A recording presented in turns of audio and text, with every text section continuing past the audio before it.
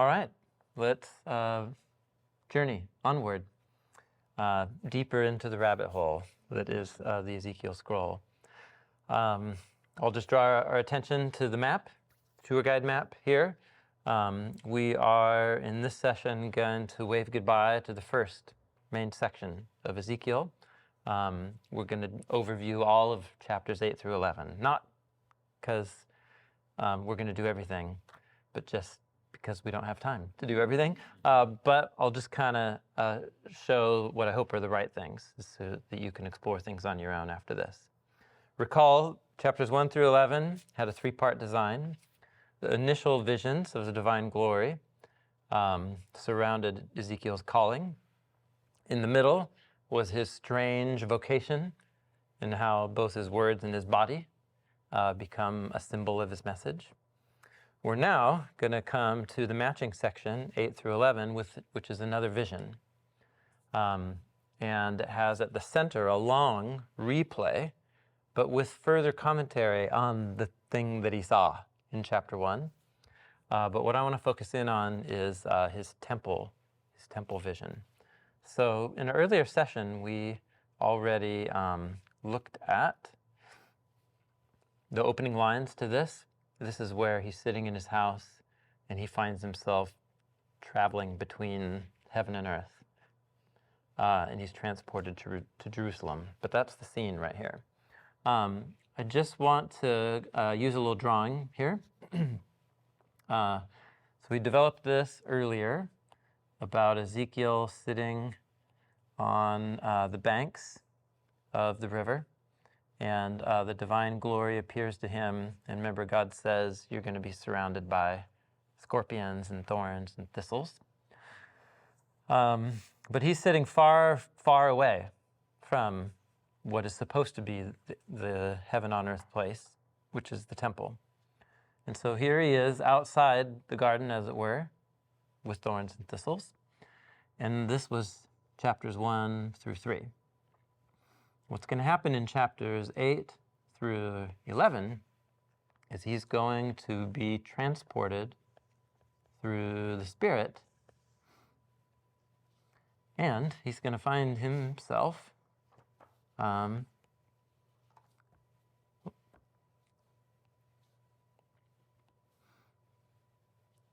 transported back to what is supposed to be Eden. And he's going to take a tour of the temple precincts. So, remember, the question from chapter 1 is, why is the temple presence of Yahweh appearing to this guy by a river in Babylon? And this section of the book is going to answer that unresolved question for us. So he's transported. And so I'm not sure how to draw somebody who's being transported by the Spirit. So, I'll just draw like a dashed person. It's like a dashed stick person. Because he's sitting in his house, but he is transported there. And he's going to see inside and discover all kinds of terrible things. But that's the scene here. And just pay attention to the way that the Eden imagery is all being turned upside down, matching the anti-Eden imagery that we saw earlier. So we're going to turn to chapter 8, and we'll just dive in. And it came about in the 6th year. Oh yeah, do you remember the opening chapter? What year it was? The fifth year. The 5th year. So this is a year later. Yeah, since the first vision, a year. Came about in the 6th year, in the 6th month, on the 5th of the month, I was sitting in my house. There were 390 days plus 40 days. And the elders of Judah, like the leaders of the exiles, are sitting there in front of me. And the hand of Lord Yahweh came upon me there. And I saw, and look, the likeness, like the appearance of a human, from the appearance of his loins and downward, fire, and from his loins upward, like the appearance of light, like the flash of electricity. That's the word, chashmal. And he, that is that human one, sent out the form of a hand, and he grabbed me by the locks of hair on my head. And the Ruach lifted me in between the land and the skies. I love that phrase. There's a whole universe embedded in that little phrase. And he brought me to Jerusalem in the visions of Elohim. So he's having this experience, an out-of-body experience, where he's taken elsewhere and given a tour, but his body is sitting there, but he's somewhere else. And he's brought to the door of the inner gate that faces north. And there he saw an image. The idol of jealousy that provokes jealousy. And there, in contrast to this, right, blasphemous image, look, the glory of the Elohim of Israel, just like I saw on the plain.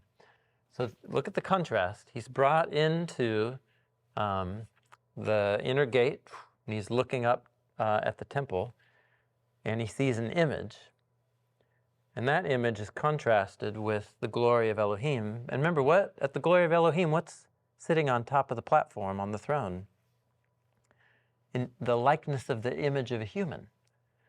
So it's these interesting contrasts between an image, right? A human image of which Ezekiel himself is an image, or like the God of Israel of which he's an image, and then this distorted human-made image.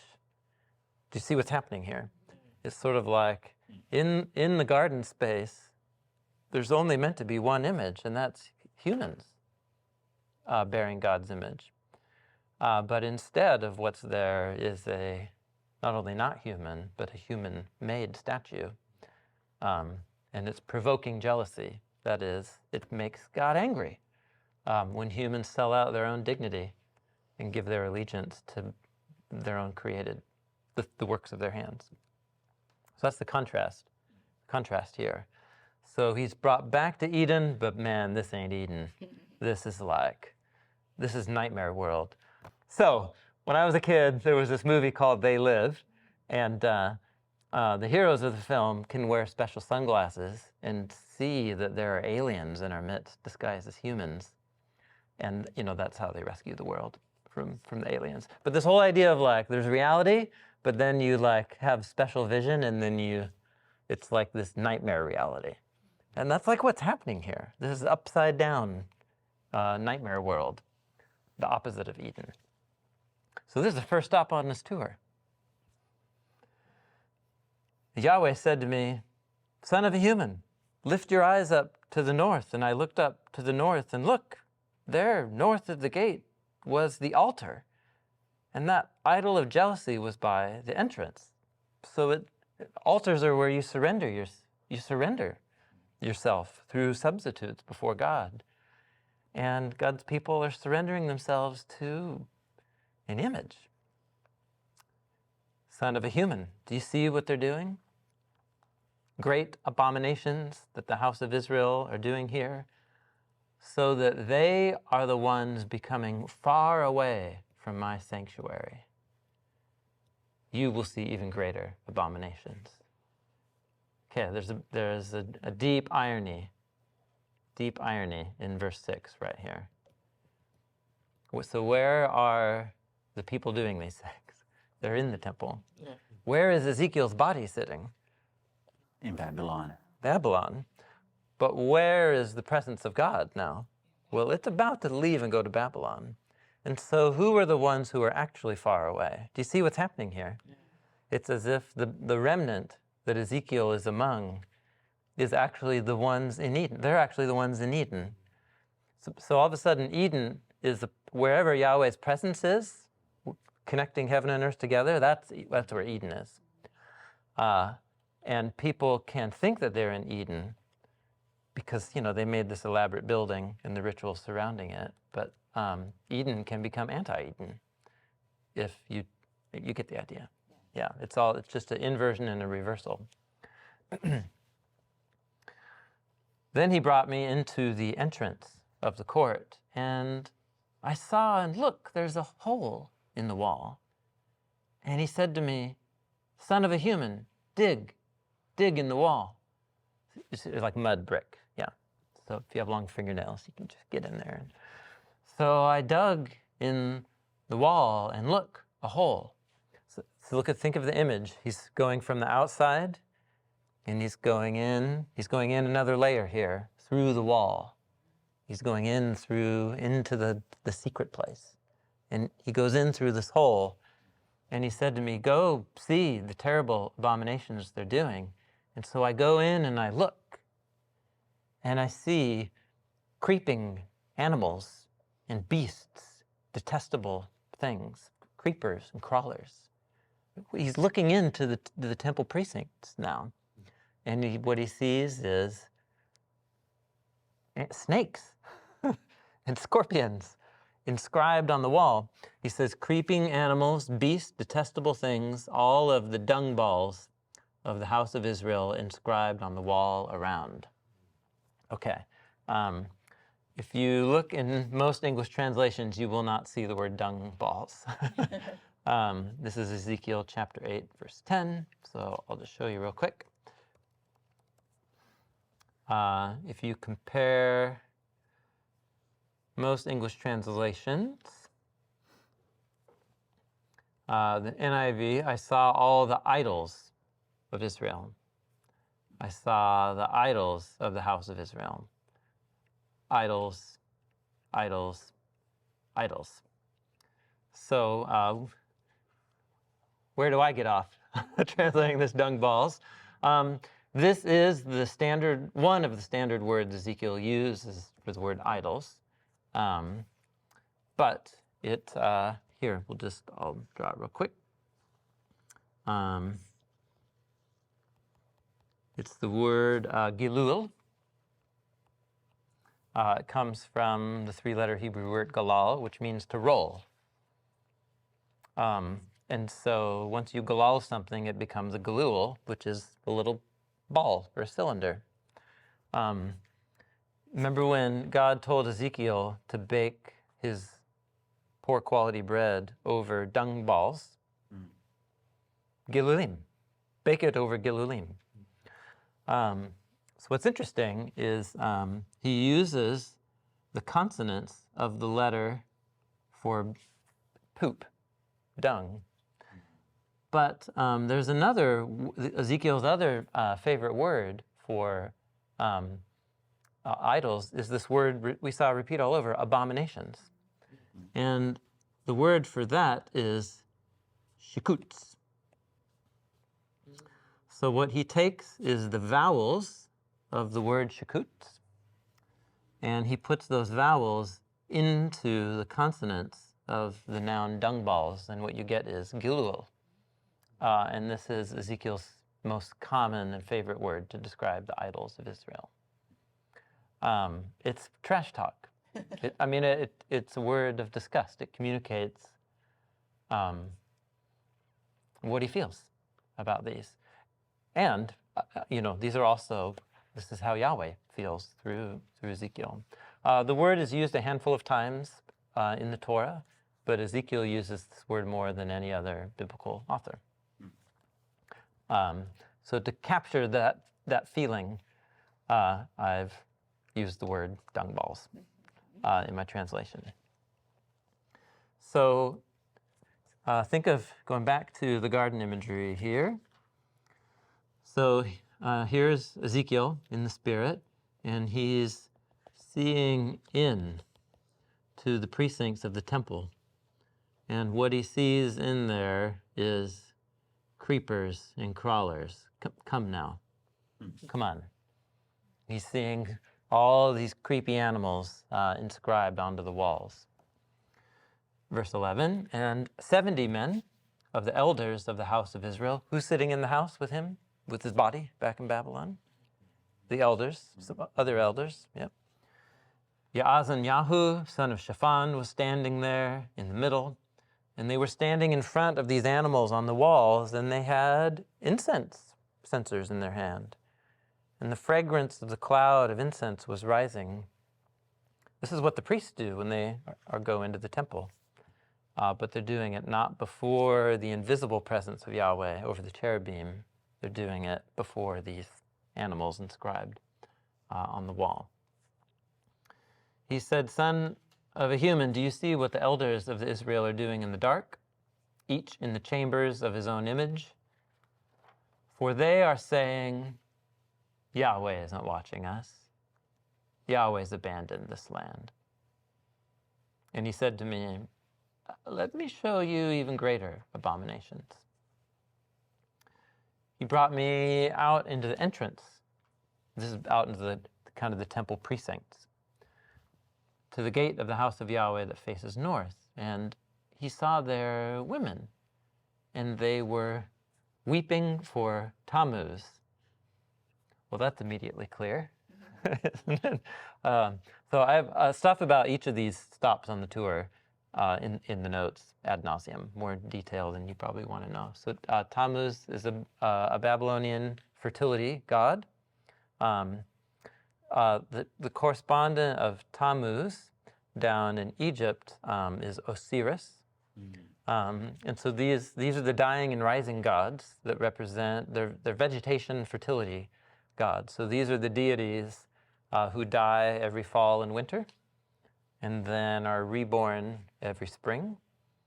And so you engage in these liturgies of weeping for Tammuz or Osiris in these winter liturgies, and then every springtime you bring offerings and beckon Tammuz and Osiris to come back to life and bring fertility to the land. So where's this happening? This is happening in the temple precincts, yeah. Do you see, son of a human? You will see greater abominations than these. And he brought me to the inner court of the house of Yahweh, and look, at the entrance of the temple of Yahweh, between the outer entry porch and between the altar, about 25 men. So they're out, they're in between where the altar is here, then you just have a space and then the steps up to the temple itself and the door. So they're right there. But their faces are away from the temple. And they were bowing down to the east toward the sun.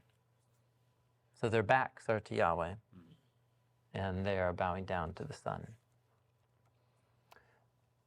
He said to me, "Do you see, son of a human, is it too small a thing that the house of Judah does abominations that they're doing here? In addition to all of this, they have filled the land with violence. Violence, Hamas. The first time that this word appears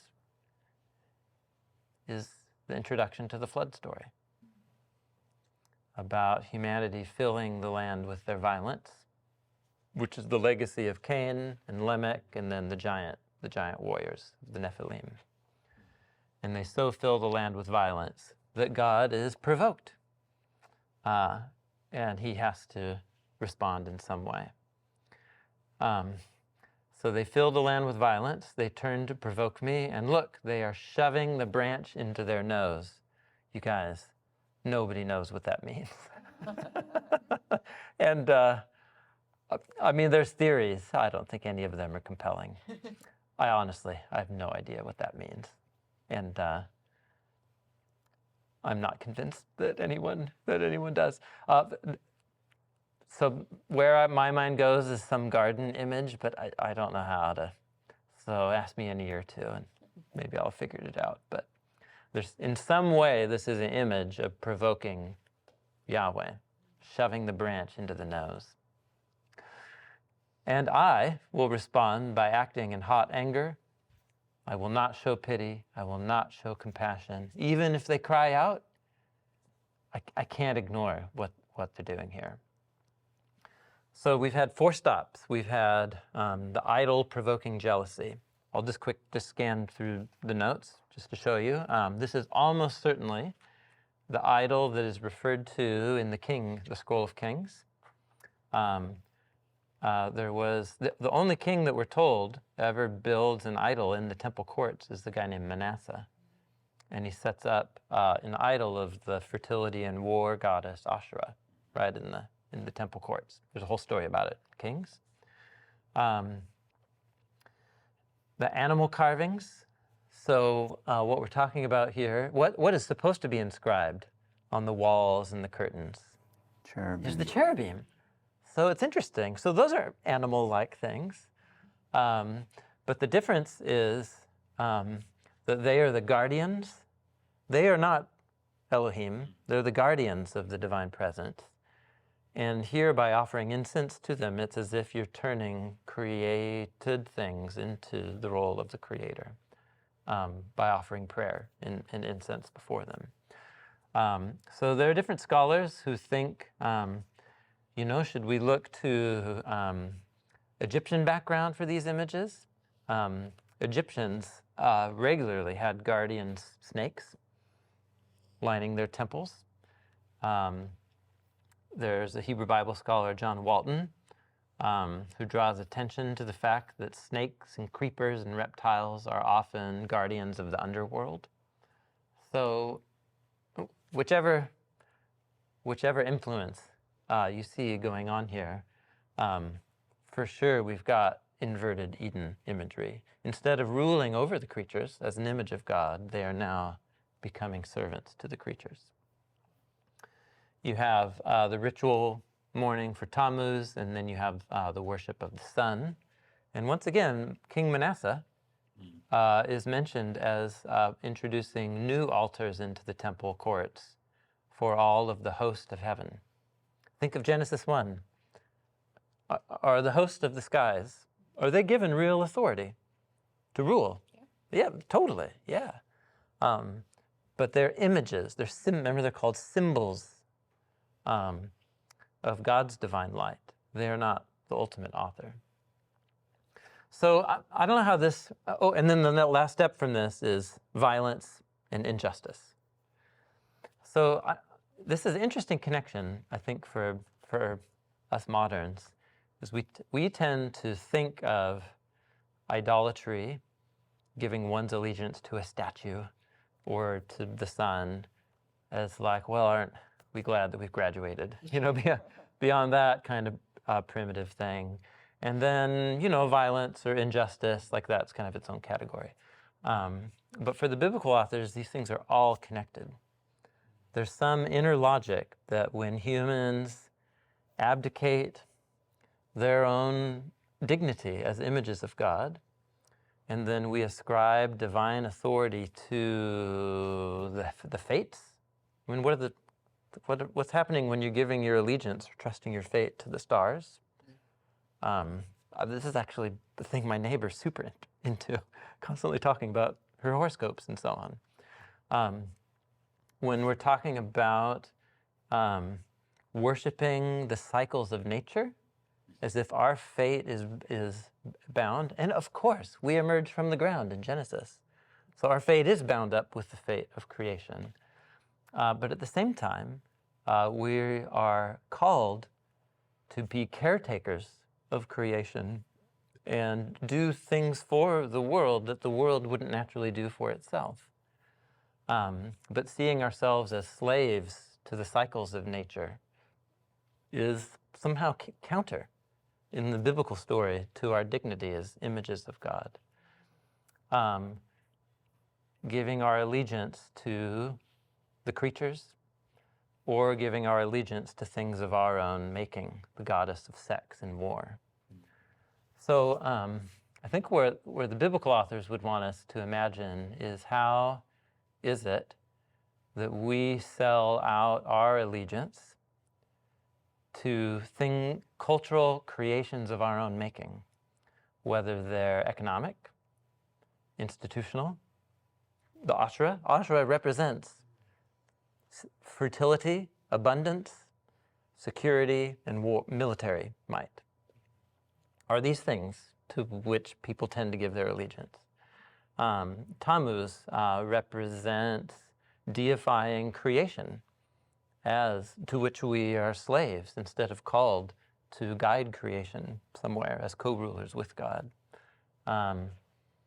What are the ways that we allow ourselves to be mastered by what we perceive as fate, instead of trusting that God can bring about a new future and a new creation through people who will yield themselves to His wisdom?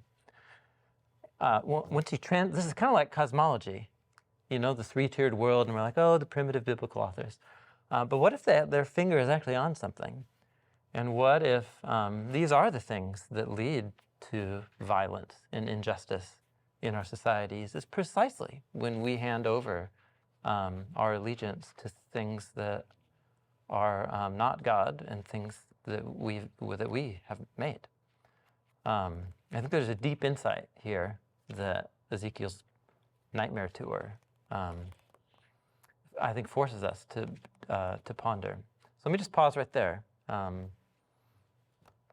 Question or comment about the implications of his tour? Yeah, I'm taken back to that Genesis picture again, you know, and really being able to participate in the same way that they were invited to partner with God and, you know, be a co-ruler over those things, but yet having the temptation invited to them to,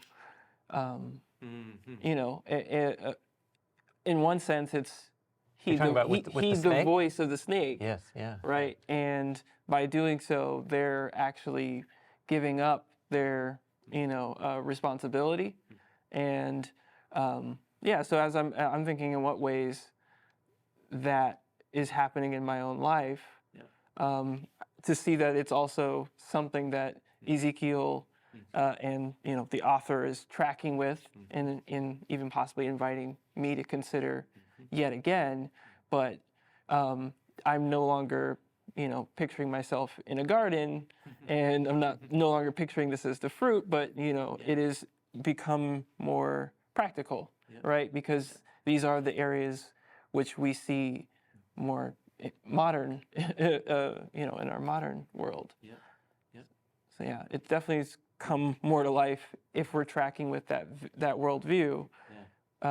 It just gets clearer and clearer as we look at it from a new lens.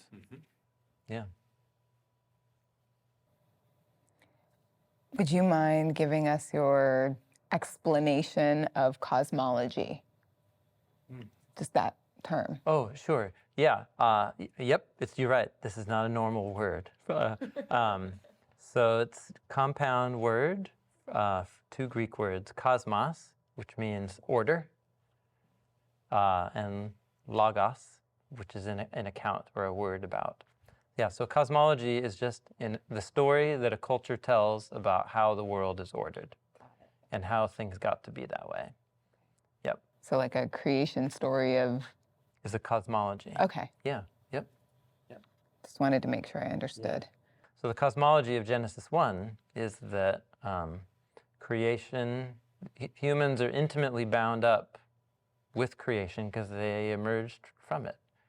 But at the same time, we are called to not be mastered by it, but to transcend our creaturely origins, to participate in something that's almost unimaginable to us, that isn't bound by the fate of creation. I don't know, this is where the biblical story just gets next level for me. Because it's about a kind of humanity that I feel like we just get glimpses of, that I just get glimpses of in myself. Thinking back to our earlier sessions, you know, like when I genuinely have a moment where I give up what I want so that I can serve and benefit the needs of another. In those moments, those are really powerful moments.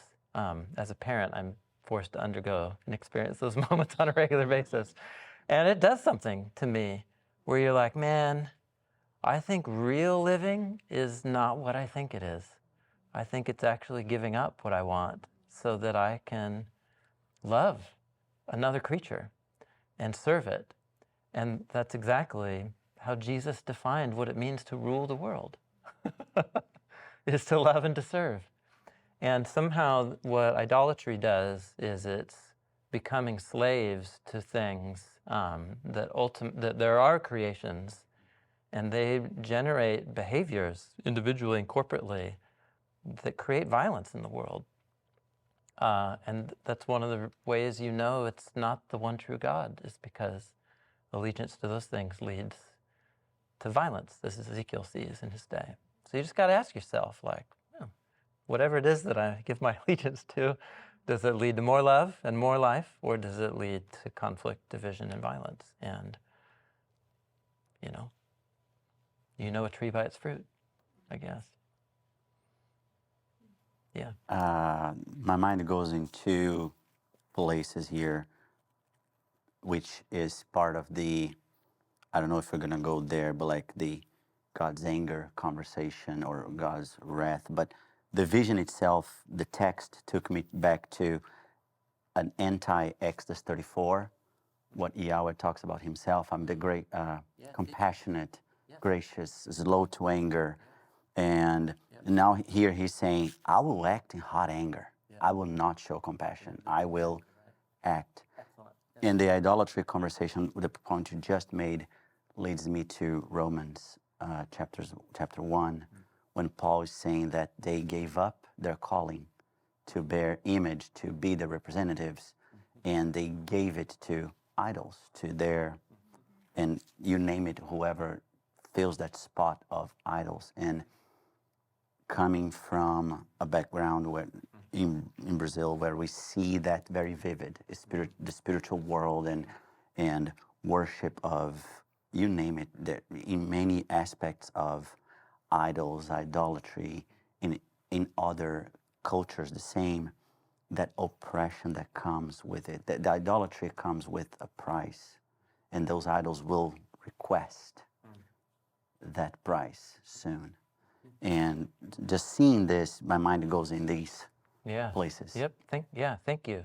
That's good. Those are the signs of a mind that's you're letting the scriptures teach you how to connect the dots, and that's exactly right. Yeah, the shocker here is the mercy that God showed to the idolaters on Mount Sinai with the golden calf. I mean, it was the same people, just in the past, but you're getting that feeling. We've reached the point of no return. So you're right. That's that line in the book of Exodus, but flipped on its head. And idolatry is a huge theme right through the biblical story, because it's all about whether humans will accept their role as the image or give their allegiance to images of our own making. Yep.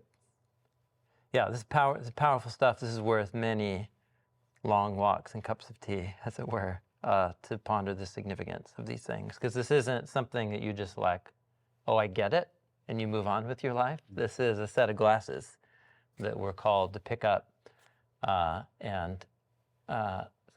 So we can identify the idols that provoke jealousy that exist in our families, in our neighborhoods, in our cities, and in our cultures. When you begin to spot those things, it's a really sobering reality. So this is a good moment to pause, so we can ponder these things and then keep going.